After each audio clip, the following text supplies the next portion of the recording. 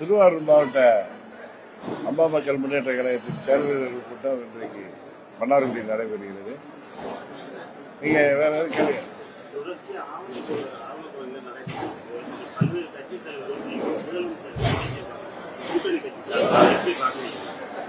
தமிழ்நாட்டில் சட்டம் ஒழுங்கு பொதுவாகவே நாளுக்கு நாள் மோசமாகிக் கொண்டிருக்கிறது. ஆட்சியாளர்கள் மக்களுக்கு சொன்ன வாக்குறுதிகளை நிறைவேற்றுவதை விட்டுவிட்டு பிள்ளை பிடிப்பவருக்கு கூட மற்ற கட்சிகளில் இருந்து ஆட்களை பிடிப்பதில் தான் அந்த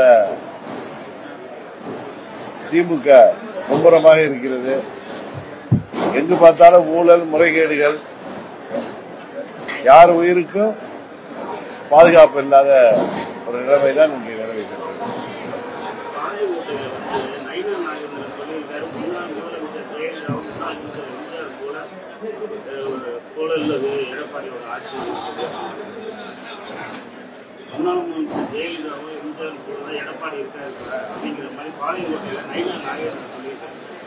எனக்கு தெரியல, பட் ஒன்னு நீங்க சொல்றதுல இருந்து என்ன தெரியுதுன்னா, திரு நயினார் நாகேந்திரன் அம்மாவின் தொண்டராக இருந்து அமைச்சராக இருந்தவர்.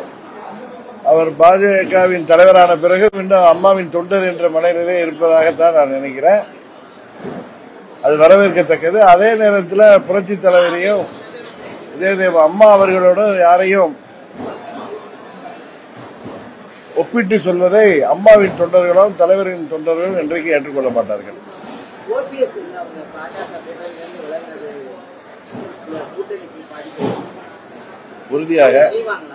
உறுதியாக அதை அவர் விலகிச் சென்றதற்கு காரணமானவர்கள் அவருடன் பேசி அவரை மீண்டும் கூட்டணி கொண்டு வர வேண்டும் என்றுதான் நான் பலமுறை சொல்லி வருகிறேன்.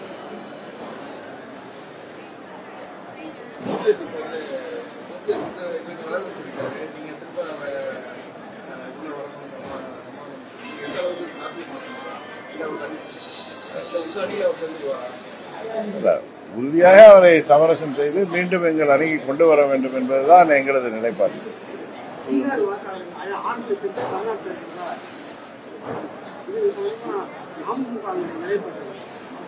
இங்க வாக்காளர்களா ஒருத்தர் சேர்றாருன்னா அவருக்கு ரேஷன் கார்டு எல்லாம் நமது தமிழ்நாடு அரசாங்கம் தானே கொடுக்குது. ஒருத்தவங்க இப்ப பீகார் மாத்திரம் இல்ல, பல மாநிலங்கள்ல உள்ளவங்க இங்க செட்டில் ஆகி அவங்களுக்கு எல்லாம் உறுப்பினர் அட்டை வாங்குவது, வாக்காளர் அட்டை வாங்குவது யதார்த்தமான ஒன்று தானே. இதுல என்ன குளறுபடி இருப்பதாக ஏதாவது நினைக்கிறீங்களா நீங்க? அது வெளி மாநில இந்தியாவில் எல்லா மாநிலங்கள்லயும் எல்லா தமிழர்கள் போய் எல்லா மாநிலங்களிலும் செட்டில் ஆயிருக்காங்க. அது மாதிரி மற்ற மாநிலங்களிலும் இங்க தமிழ்நாட்டில் செட்டில் ஆறாங்க. அங்க அவங்க வாக்காளர் பட்டியல் அவங்களுக்கு வாக்காளர் லிஸ்ட்ல இருந்து நீக்கிறப்ப இங்க அவங்க எங்க தங்குறாங்களோ அங்க நம்ம ரேஷன் கார்டுல இருந்து வாங்குறாங்க. இங்கே பர்மனண்டா தங்குறப்ப அவங்களுக்கு வாக்காளர் அட்டை அவங்க ஓட்டர் ஆகிறதுல என்ன பிரச்சனை இருக்குன்னு எனக்கு தெரியல.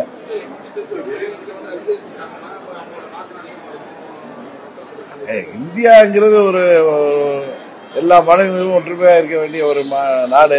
இங்க அவர்கள் வந்தார்கள், நம்ம தமிழர்கள் எங்க எல்லாம் போயிருக்காங்க. அது போல அந்த மாநிலங்கள் ஒரு பிரச்சனை வந்தா நீங்க எப்படி இருக்கும்?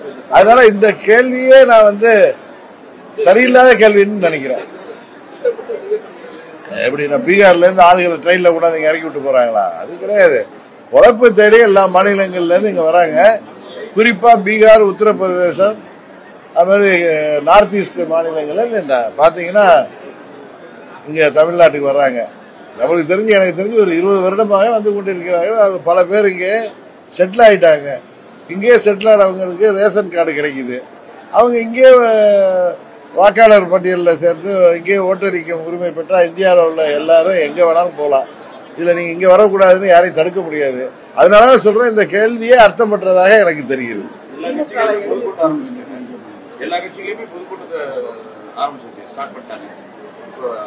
இல்ல, மற்ற கட்சிகள் ஊரா செல்ற மாதிரி தலைவர்கள் செல்றாங்க. நாங்கள் தேவையான பொழுது எங்கள் கட்சி சார்பாக நாங்கள் இது போல மக்களை சந்திக்கிற பயணங்களை தொடர்றோம்.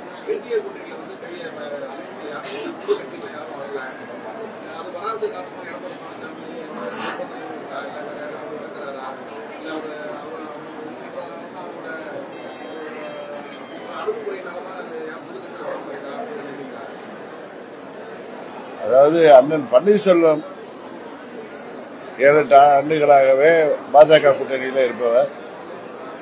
24 தேர்தலில் கூட அவர் சுயேட்சையாக கூட போட்டியிட்டவர். அவர் விலகியதற்கு காரணம், கூட்டணியை விட்டு விலகியதற்கு காரணம் என்பது என்ன என்பது எல்லோருக்கும் தெரியும். இது போன்று தொடர்ந்து நடக்காமல் தேசிய ஜனநாயக கூட்டணியின் பாஜக கட்சி பார்த்துக் கொள்ள வேண்டும் என்பதுதான் எங்க நிலைப்பாடு. மற்றவர்களை பற்றி நான் பதில் சொல்வதற்கு சரியாக இருக்காது என்று நினைக்கிறேன்.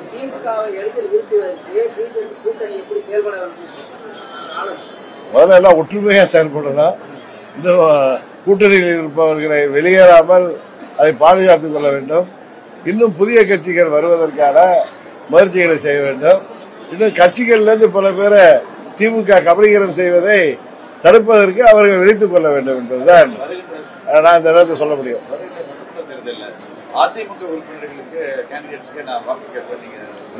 நீங்க என்ன கேட்டீங்க, நீங்க இந்த மாதிரி கேள்வி என்ன கேள்வி அது?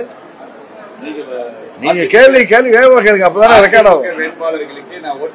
நான் கேட்பேன்னு சொல்ல, கேட்பீங்களான்னு கேட்டாங்க. நான் அதுக்கு பதில் சொன்னேன். தேசிய ஜனநாயக கூட்டணியில போட்டியிடுகின்ற 234 தொகுதியிலும் வேட்பாளர்களுக்கு ஆதரவாக பிரச்சாரம் செல்ல அழைக்கின்ற பட்சத்தில் நான் செல்வேன்னு சொன்னேன். நான் சொன்ன அந்த ஒரு வார்த்தையை கட் பண்ணிருக்கீங்க, அழைக்கின்ற பட்சத்தில்.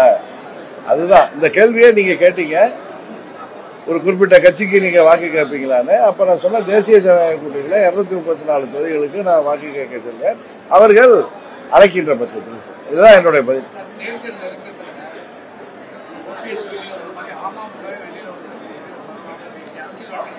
பொறுத்திருந்து பாருங்க. நீங்க உங்க யூகத்துக்கு நான் பதில் சொல்ல வேணாம் நினைக்கிறேன். டிசம்பர் மாதத்துல உங்களுக்கு எல்லாம் தெரியும், எந்தெந்த கூட்டணி எப்படி இருக்குங்கிறது தெரியும்.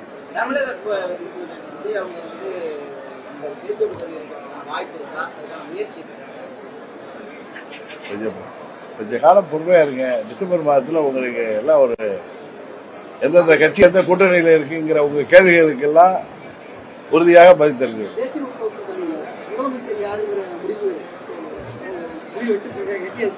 இல்ல, இந்திய கூட்டணியில யாரு முதல்வர் என்பதை இந்த கூட்டணியை பலப்படுத்துகின்ற மருத்துவத்தில் இருக்கிற மாண்புமிகு அமித்ஷா அவர்கள் அறிவிக்கின்ற பட்சத்தில், அதை அம்மா மக்கள் முன்னேற்ற கழகம் ஏற்கின்ற பட்சத்தில் நாங்கள் ஆதரிப்போம்.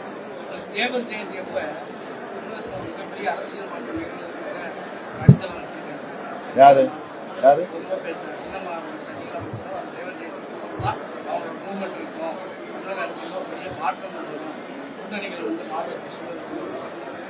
எனக்கு அதை பத்தி தெரியலங்க. நீங்க இப்ப கேட்டது தான் எனக்கு மன்னார்குடியில தான் புது செய்தியா இருக்கு.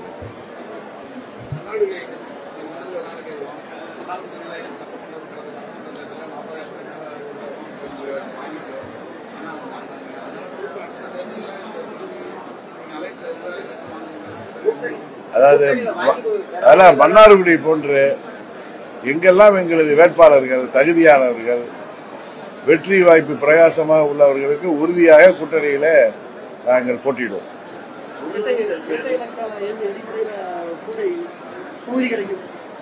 எங்கெல்லாம் எங்கள் வேட்பாளர்கள் இப்பதான் சொன்ன தகுதியானவர்கள், காமராஜ் போல, ரெங்கசாமி அண்ணன் போல, அவரு கொட்டியம் ராஜசேகர் போல, எங்கெல்லாம் எங்களது வேட்பாளர்கள் தகுதியானவர்கள் தமிழ்நாடு முழுவதும் இருக்கிறார்களோ அது எல்லாருக்கும் தெரியும்.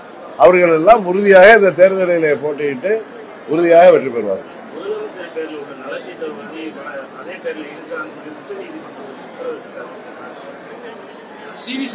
உச்ச நீதிமன்றம் ஒரு தீர்ப்பு சொன்னதுக்கு பிறகு அதை நீங்க எப்படி பாக்குறீங்க? எப்படி உச்ச நீதிமன்றம் தீர்ப்பு சொல்லிட்டு அதை தாண்டி நம்ம வந்து இன்டர்நேஷனல் கோர்ட்டுக்கெல்லாம் போக முடியாது.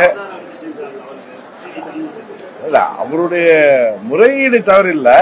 பட் உச்ச நீதிமன்ற பார்வை போய் நம்ம நீதிமன்ற தீர்ப்புக்கு பிறகு அதை போய் போஸ்ட்மார்ட்டம் பண்ணிட்டு இருக்க வேணாம்னு நினைக்கிறேன். எல்லா காலத்திலையும் நம்ம சில தீர்ப்புகள் சர்ச்சைக்கு உள்ளாகின்றன.